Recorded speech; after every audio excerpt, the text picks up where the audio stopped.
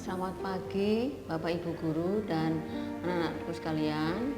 Marilah kita pagi ini merenungkan firman Tuhan yang terambil dari Mazmur 69 ayat 30 sampai 37. Tapi sebelumnya mari kita bersatu dalam doa.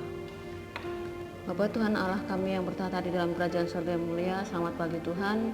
Terima kasih untuk hari ini, pagi ini yang cerah Engkau berikan kepada kami dengan tidak membayar sedikit pun karena cinta kasih-Mu yang luar biasa terhadap kami. Oleh sebab itu Tuhan, biarlah kami bersyukur dengan cara mau terundang oleh Engkau Tuhan dalam persekutuan ini. Dan Tuhan, kiranya Roh Kudus-Mu membimbing kami semuanya satu persatu dan Kau telik hati kami satu persatu, supaya sungguh kami bisa mengerti firman Tuhan, bisa menjalankannya pada sehari-hari. Terus doa ini kami serahkan. Terima kasih Tuhan, amin. Baiklah, Bapak Ibu saudaraku yang terkasih dalam Tuhan Yesus Kristus, bacaan kali ini tanggal 25 Agustus 2020 berjudul Bersukacitalah. Terambil dari bacaan Mazmur 69 ayat 30 sampai 37. Saya bacakan. Tetapi aku ini tertindas dan kesakitan. Keselamatan daripadamu ya Allah kiranya melindungi aku. Aku akan memuji-muji nama Allah dengan nyanyian, mengagungkan Dia dengan nyanyian syukur. Pada pemandangan Allah itu lebih baik daripada sapi jantan, daripada lembu jantan yang bertanduk dan berkuku belah. Lihatlah, hai orang-orang yang rendah hati dan bersukacitalah. Kamu yang mencari Allah, biarlah hatimu hidup kembali. Sebab Tuhan mendengarkan orang-orang miskin dan tidak memandang hina orang-orangnya dalam tahanan. Biarlah langit dan bumi muji-muji Dia, lautan dan segala yang bergerak di dalamnya. Sebab Allah akan menyelamatkan Sion dan membangun kota-kota Yehuda, supaya orang-orang yang diam di sana dan memilikinya, anak cucu hamba-hambanya akan mewarisinya, dan orang-orang yang mencintai namanya akan diam di situ. Natsnya adalah terambil dari ayat 31 dan 33. Aku memuji-muji nama Allah dengan nyanyian. Lihatlah, hai orang-orang yang rendah hati dan bersukacita.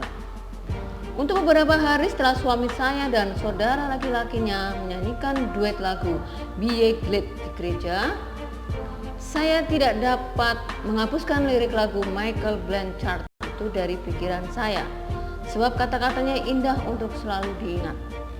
Oh giranglah, setiap hutang yang kupunya sudah lunas seluruhnya oleh kasih karunia Allah.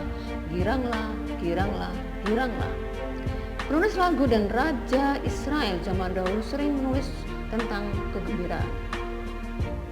Dalam 3 lagu berturut-turut, Daud berbicara tentang kegembiraan. Mazmur 68 ayat 4 dan Mazmur 69 ayat 33 serta Mazmur 70 ayat 5. Lirik-liriknya meyakinkan kita bahwa bukan orang-orang yang kaya atau yang berkuasa yang mempunyai alasan untuk bergembira, tetapi mereka yang rendah hati dan benar di hadapan Allah. Daud memperluas tema ini di dalam lagu lain. Berbahagialah orang yang diampuni, pelanggarannya yang dosanya ditutupi. Bersukacitalah dalam Tuhan dan bersorak-soraklah, hai orang-orang benar, bersorak-soraklah, hai orang-orang yang jujur. Mazmur 32 ayat 1 dan 11. Bila Anda merasa malang dan tidak berdaya hari ini, Anda tetap dapat bergembira. Anda dapat memiliki suatu hal yang jauh lebih berharga, yaitu hubungan dengan Allah yang bebas dari hutang. Hutang apa yang dimaksudkan? Yaitu hutang dosa, ya. Apabila kita berhenti untuk membela kelakuan kita yang berdosa dan dengan rendah hati mengakui kebenaran jalan Allah, maka sukacita yang sejati akan meluap keluar dari lagu-lagu pujian yang indah. Sukacita adalah hasil hubungan yang benar dengan Allah. Nah, menurut dari para psikolog, apa sebenarnya kegembiraan itu? Ya, akan saya bacakan, terambil di Google.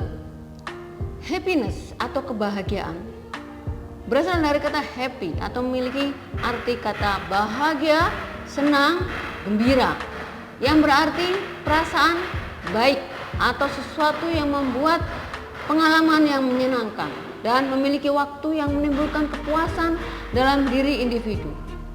Hal ini sesuai dengan pengertian bahagia menurut Kamus Besar Bahasa Indonesia. Menerjemahkan bahagia sebagai keadaan atau perasaan senang dan tentram atau bebas dari segala sesuatu yang menyusahkan. Ya, dalam hal ini dikaitkan dengan firman Tuhan, bahagia itu apa? Ketika orang diampuni dosanya. Artinya apa? Dia tidak berhutang dosa pada Tuhan. Ya, bahagianya seperti apa lagi? Bahagianya karena dosanya sudah diampuni, dosanya sudah dihapus oleh Tuhan, maka hidupnya pasti akan aman dan tentram, damai, ya, karena Tuhan sendiri memberikan damai sejahtera kepada kita.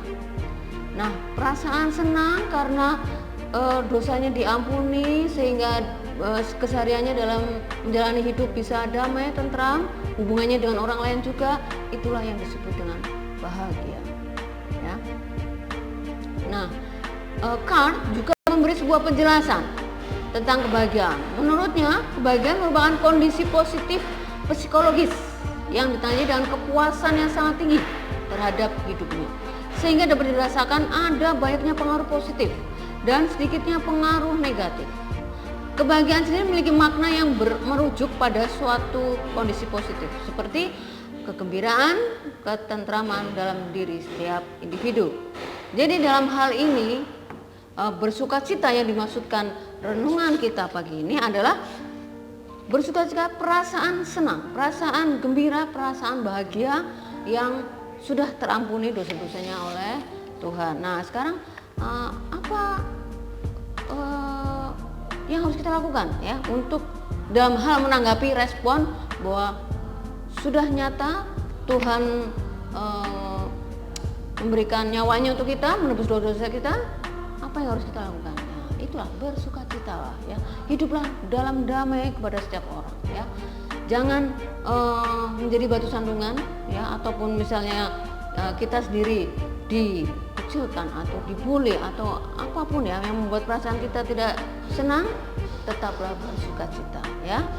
Demikian kiranya apa yang menjadi renungan kita hari ini dapat benar-benar kita pahami, kita jalankan dalam kehidupan kami sehari-hari. Oke? Terima kasih, selamat pagi, Tuhan Yesus memberkati.